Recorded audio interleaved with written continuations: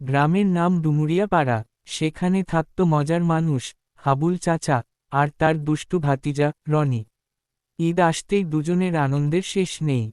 একদিন হাবুল চাচা বাজার থেকে একটা মোটা গরু কিনে আনল। গরুর নাম দিল রাজা মিয়া। রনি বলল, চাচা, এই গরু তো সিনেমার হিরোর মতো হাঁটে।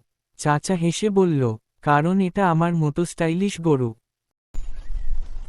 পরদিন সকালে দেখা গেল রাজা মিয়া নেই। অবাক হয়ে যাওয়া মুখ। চাচা চিৎকার শুরু করল, আরে আমার স্টাইলিশ গরু কই? রনি বলল, চাচা চিন্তা নাই, আমি গোয়েন্দা রনি আছি। দুজনে গরু খুঁজতে বের হলো। হঠাৎ তারা দেখল পাশের মাঠে গরু দাঁড়িয়ে ঘাস খাচ্ছে। তখন চাচা আর ভাতিজা রাজু মিয়াকে বাড়ি নিয়ে আসলো। তারপরের দিন চাচা আর ভাতিজা ঈদের দিন বেড়াতে বের হলো। আর সবাইকে ঈদ মোবারক, ঈদ মোবারক বলল। হ্যালো ছোট বন্ধুরা, সবাইকে ঈদ মোবারক, ঈদ মোবারক। আর ভিডিওটি ভালো লাগলে অবশ্যই লাইক কমেন্ট শেয়ার করে দিবা তোমার বন্ধুকে। আর পরবর্তী ভিডিও পেতে চ্যানেলটি সাবস্ক্রাইব করে দিবা।